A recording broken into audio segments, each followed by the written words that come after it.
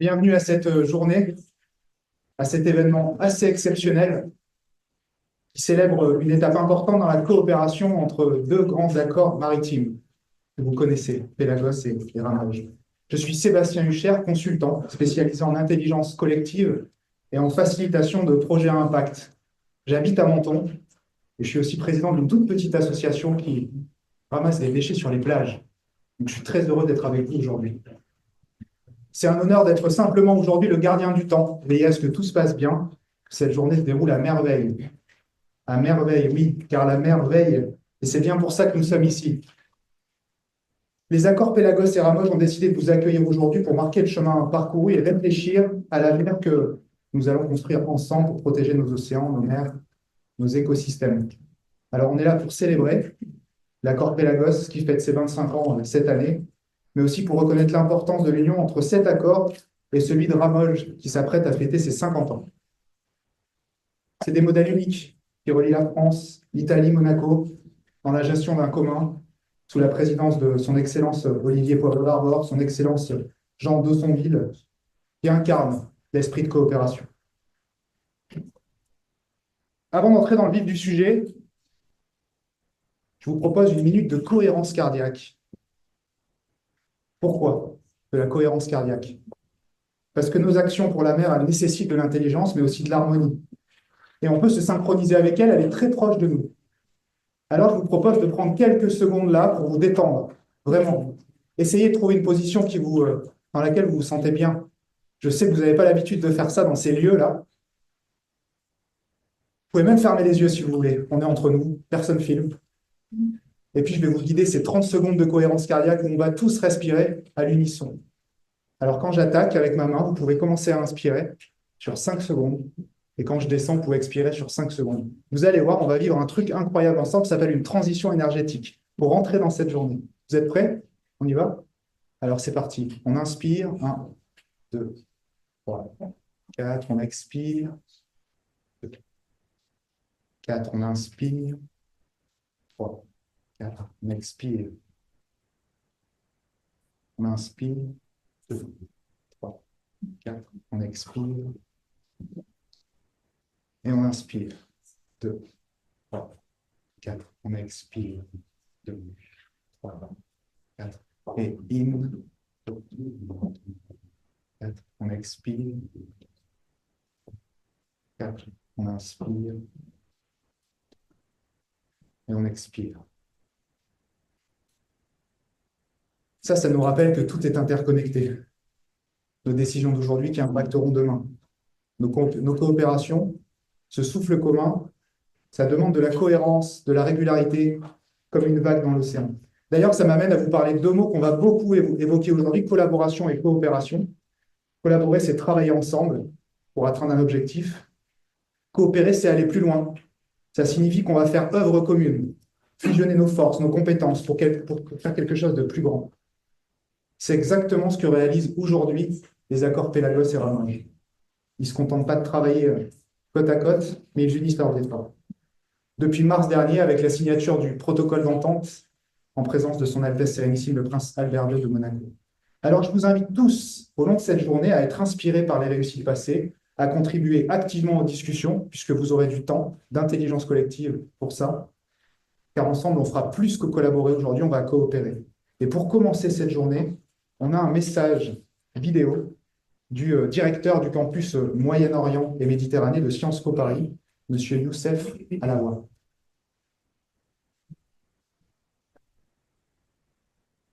Le président de la communauté d'agglomération de la Riviera française, cher Yves Juel, Monsieur l'ambassadeur de France à Monaco, cher Jean Dossonville, Madame la directrice générale, chère Isabelle Rosa Brunetto, Monsieur le représentant de l'ambassadrice d'Italie à Monaco, cher Giuseppe Foligno, Mesdames et Messieurs les maires et élus des communes françaises et italiennes, parties de l'accord Pélagos, Mesdames et Messieurs, chers étudiants, chers collègues, bonjour à toutes et à tous et bienvenue sur le campus Méditerranée-Moyen-Orient de Sciences Po à Menton. Je suis honoré et infiniment heureux de vous savoir présent aujourd'hui, mardi 15 octobre 2024, Il doit être à peu près 9h30, il y a quelques minutes de plus, dans l'amphithéâtre Richard Despots de notre magnifique campus pour ce premier événement conjoint entre les accords Ramauge et Pelagos. Je suis vraiment désolé de ne pas pouvoir être des vôtres aujourd'hui. Un déplacement professionnel me retient sur le campus de Paris. Mais voilà, je tenais vraiment à vous saluer et à vous souhaiter la bienvenue sur le campus de Sciences Po à Menton. Alors, vous accueillir pour nous était une évidence à 3 titres. Tout d'abord, l'accord Ramauge, comme l'accord Pelagos, est un accord tripartite entre la France, Monaco et l'Italie. Et quel autre ville que Menton et quel autre lieu que le campus Méditerranée Moyen-Orient pour vous accueillir, parce que vous verrez tout à l'heure, lorsqu'il sera question de vous rendre au 3e étage pour la pause déjeuner, quand vous serez sur cette terrasse avec la vue magnifique, vous tournerez la tête à gauche, vous pourrez voir la région Ligurie avec la ville de Laté, Vintimille dans le creux et puis Bordighera au bout. Vous tournerez la tête à droite, vous distinguerez notre magnifique basilique Saint-Michel derrière laquelle il y a le Cap Martin et bien entendu la principauté de Monaco. Et puis, le campus est situé en France. Donc, c'était une évidence que de vous accueillir sur le campus de Menton. La deuxième raison, c'est que c'est une priorité pour nous de nous ouvrir à l'extérieur, d'être vraiment un campus ancré sur son territoire. Il y a quelques jours, nous célébrions la première édition des colloques de Menton, conjointes entre la ville de Menton et le campus de Menton. Aujourd'hui, nous ouvrons les portes de Sciences Po pour vous accueillir. Toutes les occasions pour nous sont bonnes pour démontrer que nous sommes un campus ancré dans la ville de sa cité. Et enfin, troisième raison, et je pense peut-être que lorsque vous rencontrerez des étudiantes et des étudiants et discuterez avec eux, ils vous diront combien les thématiques qui nous occuperont aujourd'hui, la préservation des milieux marins, de la biodiversité, de la lutte contre la pollution, sont au cœur de leurs préoccupations. Il y a un certain nombre d'associations étudiantes qui s'occupent de ces questions, mais aussi de leur parcours civique, qui est un parcours d'engagement citoyen en première et en deuxième année autour de ces questions. Et puis, bien entendu, il y a cette question d'actualité. Dans quelques mois, notre territoire accueillera les Nations Unies pour la 3e conférence des Nations Unies sur les océans. Donc, nous sommes vraiment, une fois de plus, très heureux et honorés de voir nos valeurs, votre engagement au quotidien se réunir aujourd'hui sur le campus pour ces travaux. Je vous souhaite une très belle journée, que vos travaux soient fructueux et j'espère pouvoir vous rencontrer bientôt et que nous restions en contact pour, à terme, continuer ce beau partenariat qui a commencé aujourd'hui. Encore merci pour votre visite, bonne journée à vous et travaillez bien. Au revoir.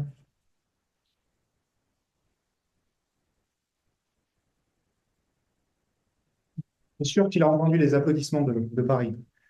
Alors aujourd'hui, on a le regard tourné vers la mer. On est, quand vous êtes allé boire ce café, vous regardiez vers la mer et vous étiez au cœur de la Riviera française. Et donc, j'appelle son président, le président de la communauté d'agglomération de la Riviera française et maire de Menton, monsieur Yves Juel.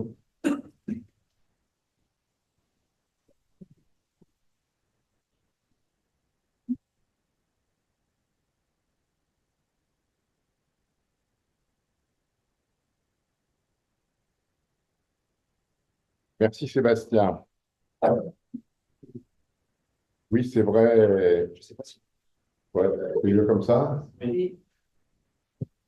Donc, merci Sébastien. Et je disais, après avoir entendu Youssef Maloua, qui malheureusement n'est pas avec nous, mais il l'est par le cœur et la pensée, ce campus de Sciences Po, c'est vrai que c'est un partenariat et je dirais presque une longue histoire d'amour entre la ville de Menton et Sciences Po.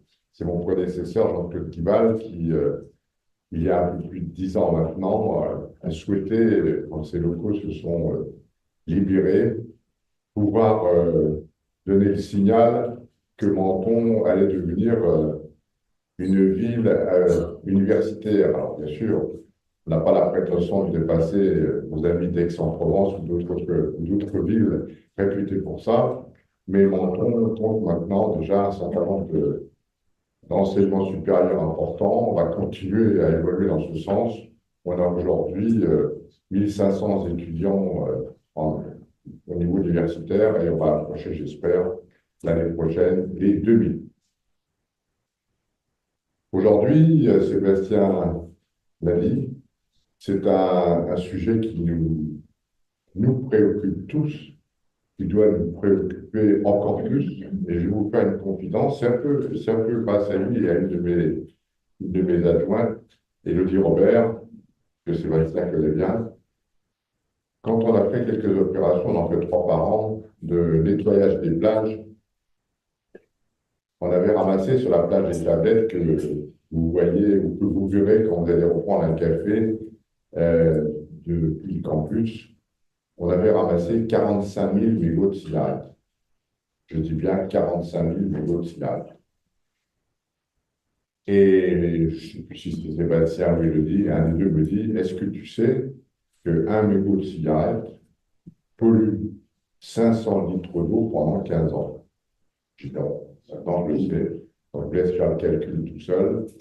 Donc, c'est significatif. On a une prise de conscience qui évolue, heureusement, de plus en plus, mais on doit être, je veux dire, les moteurs, les facilitateurs de par nos fonctions pour à la fois apprendre et dynamiser les jeunes générations qui, au demeurant, les jeunes générations, je vois quand on va dans les écoles élémentaires, Internet peut déjà, mais élémentaires, dans les collèges, ils sont plus en avance que nous sur ce sujet. Ils sont vraiment préoccupés par ce problème de protection des eaux marines, de protection dans le domaine de l'environnement et de l'écologie. Votre Excellence, Monsieur Jean d'Aussonville, ambassadeur extraordinaire et plénipotentiaire de la République française auprès de la Principauté de Monaco et président de l'association et de la commission de l'accord Ramoge, Madame Isabelle, excusez-là, il faut que je mette les lunettes. D'habitude, ils me le font un peu plus gros, mais ils l'ont pas fait. Madame Isabelle Rosa Brunetto, directeur général du département des relations extérieures et de la coopération. Monsieur Giuseppe Foligno, représentant de son Excellence Madame Manuela Rossi, ambassadrice d'Italie à Monaco. Mesdames et Messieurs les maires, Mesdames et Messieurs les élus de toutes les communes signataires de cette charte, Mesdames et Messieurs les étudiants, puisque je crois entendre qu'il y avait, j'en suis ravi, un certain nombre d'étudiants parmi notre Assemblée. C'est pour moi, président de la Riviera française, un immense honneur et une grande fierté de vous accueillir aujourd'hui dans le campus de Sciences Po Méditerranée. Ces accords, Ramoge, Pelagos, comme je l'ai commencé à le dire, doivent avoir une signification très, très importante. Ces deux initiatives ont été portées notamment par le prince Régnier III, c'est le plus à souligner, tant les actions ont contribué à la protection et à la préservation de la Méditerranée depuis leur signature, qui ont eu lieu en 1976 pour Ramoge et 1999 pour Pelagos.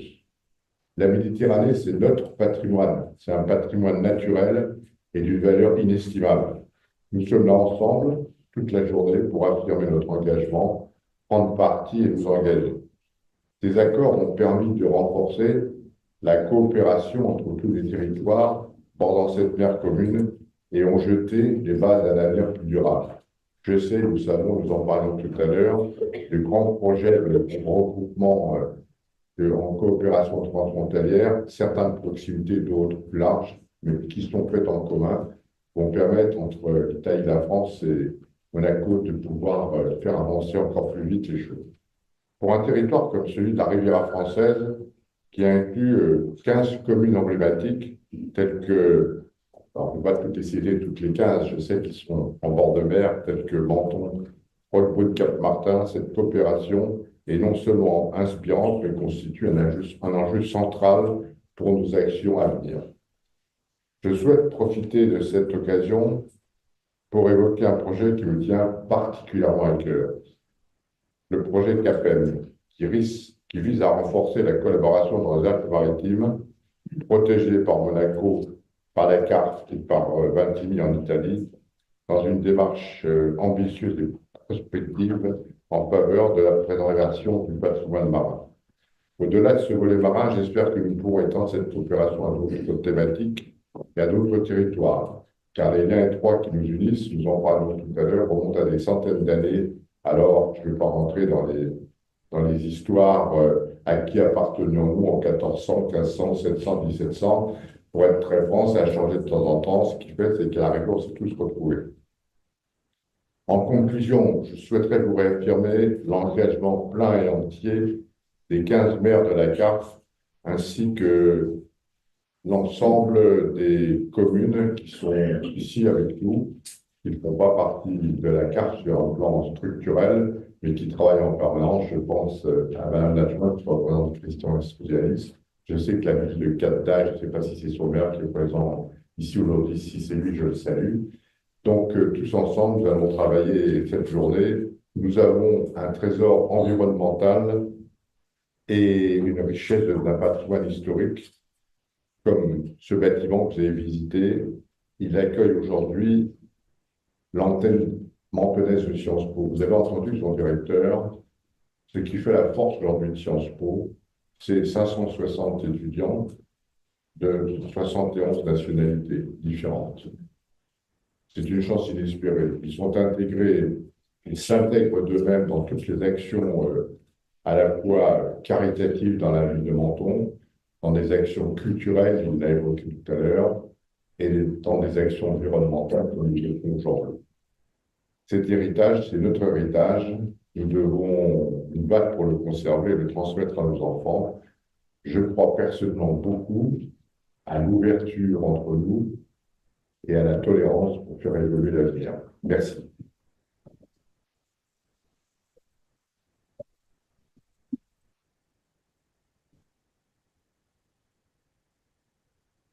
Alors, j'appelle son Excellence, M. Jean Dudon, d'Aussonville, ambassadeur extraordinaire et plénipotentiaire de la République française auprès de la Principauté de Monaco, président de la Commission de l'accord à Moche et représentant de la présidence française de la Réunion des parties pédagogiques.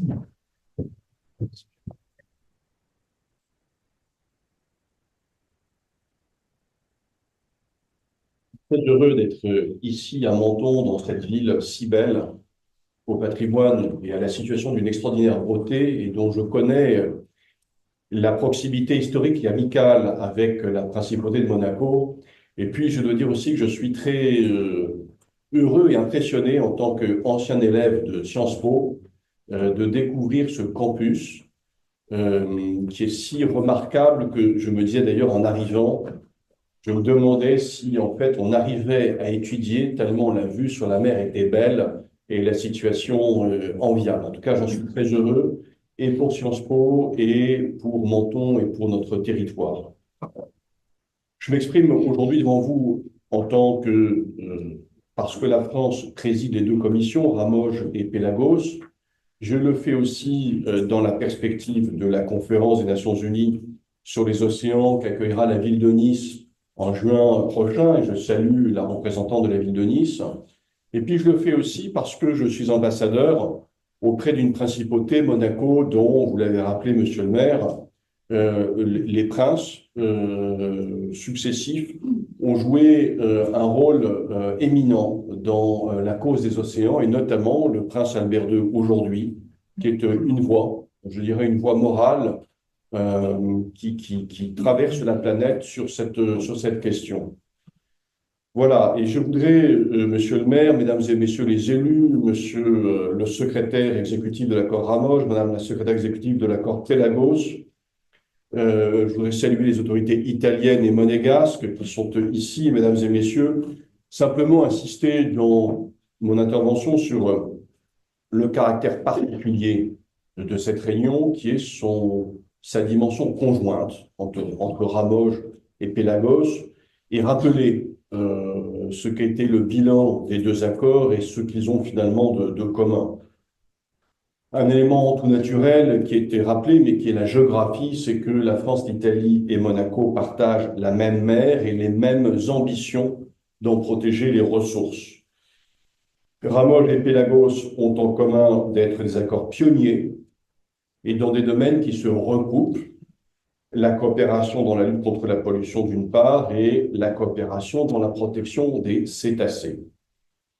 Alors, permettez-moi simplement de rappeler ces objectifs et d'en saluer le bilan. Depuis sa création en 1976, l'accord Ramoge a connu des succès qu'il convient de souligner en matière de prévention de la pollution et de gestion des écosystèmes littoraux.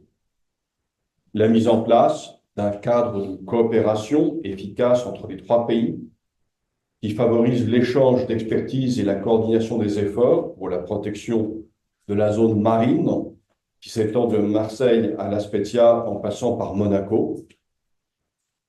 On peut dire également la formalisation des exercices Ramogépol, de simulation des situations de pollution maritime accidentelle. Ce sont des exercices en temps réel qui permettent de tester, renforcer les capacités de réponse des autorités des trois pays. On peut citer également la surveillance et les études des écosystèmes littoraux. L'accord Ramoge donc a permis de financer et de coordonner des études scientifiques visant à mieux comprendre et protéger les écosystèmes côtiers fragiles de la région. Et ces recherches ont conduit à des recommandations et des actions concrètes pour améliorer la gestion des zones marines protégées.